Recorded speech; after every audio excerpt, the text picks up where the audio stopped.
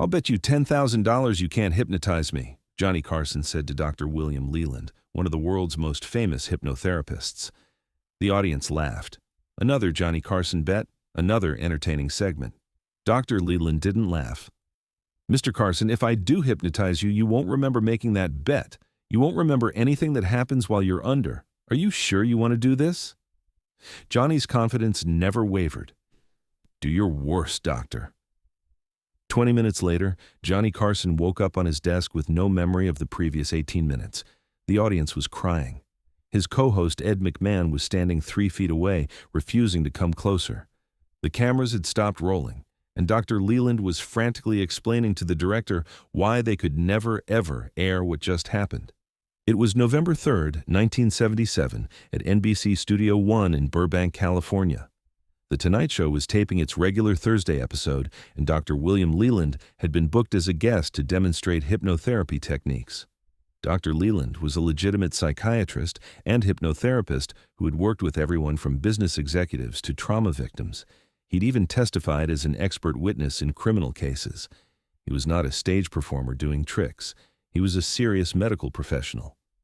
Johnny Carson had always been fascinated by hypnosis.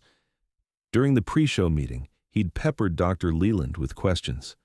Could anyone be hypnotized? What did it feel like? Was it dangerous? Dr. Leland explained that about 10 to 15% of people were highly resistant to hypnosis, usually those with strong control issues or analytical minds that couldn't let go. "Sounds like me," Johnny had joked. "I'm the most controlled person in television." Dr. Leland had studied Johnny's public persona carefully. The perfectly timed jokes, the measured responses, the way Johnny never quite let anyone see behind the curtain. "You might be right, Mr. Carson. People like you, high achievers who've built their entire identity around control, they're often the hardest to hypnotize." That's when Johnny made the bet. $10,000 that Dr. Leland couldn't put him under. The producer loved it. Great television. The audience would eat it up. Dr. Leland had hesitated, but Johnny was insistent. "Let's make it interesting, Doc. If you can actually hypnotize me, I'll donate $20,000 to your clinic. If you can't, you owe me 10 grand. What nobody knew was that Dr. Leland had a strict policy about hypnotizing people on television. He'd done it before, but only with volunteers he'd screened privately. He never went deep with subjects. Surface-level hypnosis only. Make them feel relaxed, maybe forget a number. Nothing that could access real trauma or suppressed memories. But Johnny Carson was insistent, and the producer was pressuring him, and Dr. Leland made a decision he would regret for the rest of his life. He agreed. The segment started normally enough. Johnny sat in a comfortable chair that had been brought onto the set. Dr. Leland sat across from him, speaking in that measured, calming voice. "Johnny, I want you to focus on my watch. Just watch it swing back and forth, back and forth. Your eyelids are getting heavy." The audience giggled. This was classic hypnosis stuff. Johnny was playing along, his eyes following the watch with exaggerated focus. Ed McMahon was making faces from his desk, getting laughs. It all seemed like typical Tonight Show comedy. But then something shifted. Johnny's breathing changed. His shoulders dropped. The slight smile that was always on his face, that famous Johnny Carson smile, disappeared completely. His features went slack. His eyes, still open, were staring at nothing. "Johnny, can you hear me?" Dr. Leland asked. "Yes," Johnny replied, but his voice was different, flat, monotone, no inflection at all. Dr. Leland glanced at the producer. This had happened faster than expected. Much faster. Johnny Carson had one of the most powerful conscious minds in entertainment, but apparently his subconscious had been waiting for permission to rest. "Johnny, I want you to raise your right hand." Johnny's right hand lifted smoothly, held at shoulder height. The audience stopped laughing. This was real. Johnny Carson was actually hypnotized. Dr. Leland should have stopped there. He should have done a few simple demonstrations and brought Johnny back. That was the plan. But the scientist in him was curious. How deep could someone like Johnny Carson go? "Johnny, I want you to go deeper, 10 times deeper than you are now, completely relaxed, completely safe. Can you do that?" "Yes," Johnny said, and his entire body seemed to sink into the chair. "Good. Very good. Now, Johnny, I'm going to ask you some questions, and you're going to answer them honestly. Do you understand? Yes. Dr. Leland started with simple questions. What's your favorite color? Blue. What's your favorite food? Steak. The audience was mesmerized. This was Johnny Carson, the man who controlled every moment of every show, answering questions like a robot. Then, Dr. Leland made his first mistake. He asked, "Johnny, what's your biggest fear?" Johnny's face contorted. It was subtle, but everyone in the front row could see it. Pain, actual pain crossing his features. "Becoming my father," Johnny said. The studio went quiet. Nobody was laughing anymore. This had stopped being entertainment. Dr. Leland should have redirected right then, but he was in his element now, the psychiatrist exploring a patient's psyche. "Tell me about your father, Johnny." "He never smiled," Johnny said, his voice still that eerie monotone. "He never told me I did anything right. Nothing was ever good enough. I became a comedian to make him laugh. He never laughed, not once." Ed McMahon had stopped making faces. He was watching his friend reveal wounds that Johnny had never shared in 15 years of working together. "How did that make you feel?" Dr. Leland asked. "Empty. Like I was performing for a ghost. Like nothing I did mattered." Someone in the audience started crying. The director in the booth was frozen, unsure if he should cut to commercial. This was real therapy happening on live television. Dr. Leland made his second mistake. "Johnny, is there a memory from your childhood that still hurts?" Johnny's breathing became rapid. His hands gripped the arms of the chair. "The fire," he whispered. "What fire, Johnny?" "The house. I was 8 years old. I smelled smoke. I went to get my brother. He was younger, 5 years old. The hallway was full of smoke. I couldn't see. I called for him. He didn't answer. The audience was dead silent. This wasn't in Johnny's biography. This wasn't a story anyone knew. "What happened next?" Dr. Leland asked, and later he would say this was the moment he realized he'd gone too far, but by then it was too late to stop. "I found him in his room. He was scared. I picked him up. We went to the window, the fire escape. But I dropped him. I dropped him and he fell. 10 feet onto concrete. He broke his arm. He was screaming. It was my fault." Johnny's face was wet with tears now, streaming down his cheeks, but his voice never changed from that flat monotone. It was the most disturbing thing anyone in that studio had ever seen. A man crying without emotion in his voice. Like his body and his voice were separate people. Dr. Leland realized the situation was spiraling. "Johnny, that wasn't your fault. You were a child. You saved your brother's life." "My father said I should have been more careful. He said I was clumsy. He said I always ruined everything." "Johnny, I want you to know that you were brave. You saved your brother. You were 8 years old and you saved his life." "He stopped talking to me for a year, my father. He said I was worthless." The camera operators were crying now. The stage manager had signaled to cut to commercial, but the director was paralyzed. This was the most intimate, painful moment ever captured on television. Dr. Leland made his third and final mistake. He tried to go deeper, to find a positive memory to reframe the trauma. "Johnny, I want you to go back further, to a happy memory, a time when you felt loved." Johnny went rigid. His eyes, which had been staring at nothing, suddenly focused with terrible intensity on something no one else could see. When he spoke, his voice was different again, younger, childlike. "Mommy's singing. She's singing to me." But then he comes home. He's angry. He's always angry. He hits her. She falls down. There's blood. I try to help her, but he tells me to go to my room. I go to my room. I always go to my room. I can hear him yelling. I can hear her crying. I put my pillow over my ears, but I can still hear it. Dr. Leland's face had gone white. "Johnny, I'm going to count backwards from 5, and when I reach 1, you're going to wake up. You won't remember," but Johnny wasn't finished. "That's when I learned to disappear, to go somewhere else in my head, to be funny on the outside and empty on the inside, to smile when everything hurts.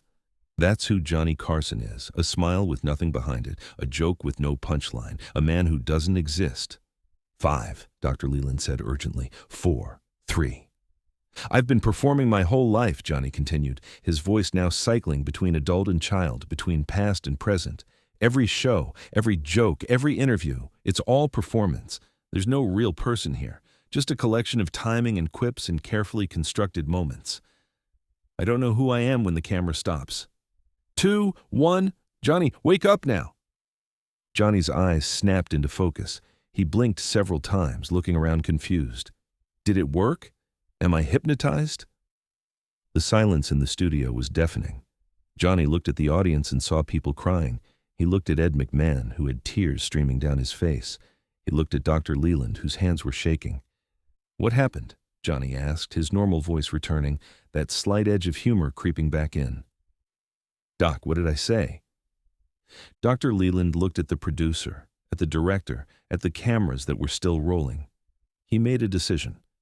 Nothing, Johnny. You were resistant, just like you thought. I couldn't hypnotize you deeply enough to make you do anything embarrassing. Johnny laughed, relief flooding his features. I told you, pay up, Doc, you owe me $10,000. But everyone else in that studio knew the truth. They'd just watched Johnny Carson's soul crack open. They'd seen 18 minutes of raw, unfiltered pain that Johnny had spent 44 years burying. The director finally cut to commercial. The moment they were off air, the producer rushed to the stage. We can't air this. We can't air any of this. Dr. Leland nodded. I know, I'm sorry. I shouldn't have gone that deep.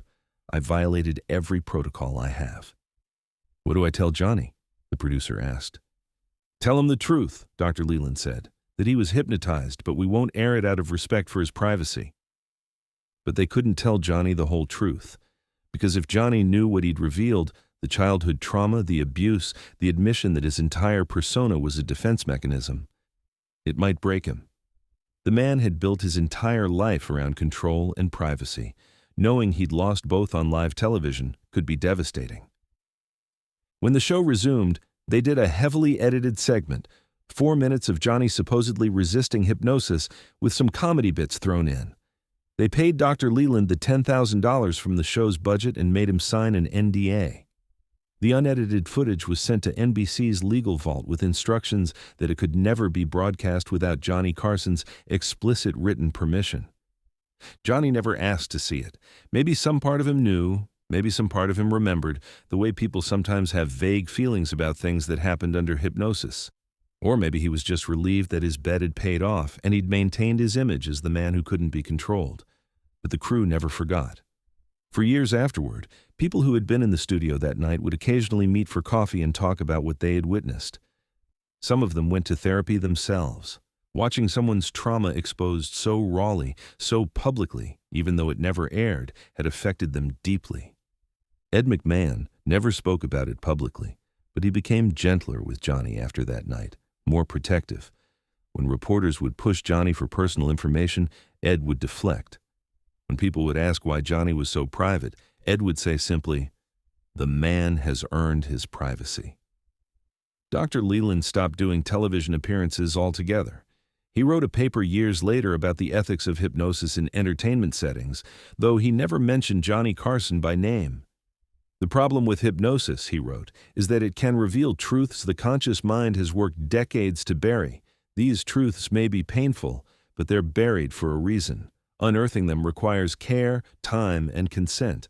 Entertainment contexts provide none of these things. In 1992, when Johnny Carson retired from The Tonight Show, a reporter asked him if he had any regrets. Johnny gave his characteristic smile and said, "I've never been hypnotized, if that's what you're asking." The reporter hadn't been asking about that at all, but the fact that Johnny brought it up made people wonder if maybe, on some level, he did remember. The unedited footage stayed in NBC's vault until Johnny Carson's death in 2005. His estate requested that it be destroyed, and NBC complied. The only evidence that the full hypnosis session ever happened exists in the memories of the 47 crew members and 214 audience members who were present that night. Some of them still won't talk about it. They say it feels like a violation to share what they witnessed, even now. Others have shared fragments over the years, the crying, the childhood stories, the admission about performance and emptiness. But nobody has ever revealed the complete transcript of what Johnny said during those 18 minutes. The irony wasn't lost on anyone who was there. Johnny Carson spent his entire career being in control, being the one who asked the questions, being the one who decided what got revealed and what stayed hidden. For 18 minutes on November 3rd, 1977, that control was gone. And what emerged was so human, so vulnerable, so antithetical to the carefully crafted Johnny Carson persona that it had to be locked away. There's a persistent rumor among Tonight Show historians that Johnny watched the footage once, in private, a few months before he retired. The story goes that he requested it from NBC, watched it alone in a screening room, and then ordered it sealed forever. Nobody knows if this is true, but if it is, nobody knows how Johnny felt seeing himself so unguarded, so exposed, so honest. What we do know is this: Johnny Carson won his $10,000 bet, at least officially. But in reality, both men lost that night. Dr. Leland lost his confidence in using hypnosis for entertainment. Johnny lost something he could never get back, the certainty that his deepest secrets were still secret. The audience that night got something they never asked for, a glimpse behind the curtain of one of entertainment's most controlled performers. They saw that the man who made them laugh every night was built on a foundation of pain, that the smile was armor, that the jokes were defense mechanisms, that Johnny Carson, the king of late night, was also a scared little boy who never got his father's approval and never stopped trying. Years later, a psychology professor used the incident, without naming Johnny, as a teaching moment about trauma and performance. We all create personas, she told her students. We all protect ourselves with masks. Some people's masks are just more polished than others. But when the mask slips, even for a moment, what we see underneath is often heartbreaking. Not because the person is broken, but because we realize how much strength it takes to keep the mask in place. Johnny Carson kept his mask in place for 30 years. He did 4,531 episodes of The Tonight Show. He interviewed 22,000 guests. He made America laugh every weeknight. And for 18 minutes on November 3rd, 1977, the mask came off. The bet was about whether Johnny Carson could be hypnotized, but the real question was never about hypnosis. It was about control, vulnerability, and whether a man who had spent his entire life building walls could survive having them temporarily removed. Johnny survived. He went on to host The Tonight Show for another 15 years. But everyone who was there that night knew something had changed. They'd seen behind the curtain. They'd witnessed the machinery that made Johnny Carson run. And what they saw wasn't funny at all. It was brave and sad and heartbreakingly human. Dr. William Leland told a colleague years later, "I hypnotized Johnny Carson once. I won't tell you what he said, but I'll tell you this. He was the strongest person I ever put under. Not because he was hard to hypnotize, but because once he was under, what came out was so painful, and yet he'd been carrying it around his whole life while making people laugh. That's strength I can't even comprehend. The footage is gone now. Johnny made sure of that." But the story remains, passed down through crew members and audience attendees, a reminder that everyone, even Johnny Carson, is fighting battles nobody knows about. He bet $10,000 that he couldn't be hypnotized. He lost that bet. But what he revealed under hypnosis was worth more than any amount of money. It was the truth, raw, unfiltered, and devastating. The kind of truth that Johnny Carson spent a lifetime hiding behind perfectly timed jokes and that famous smile.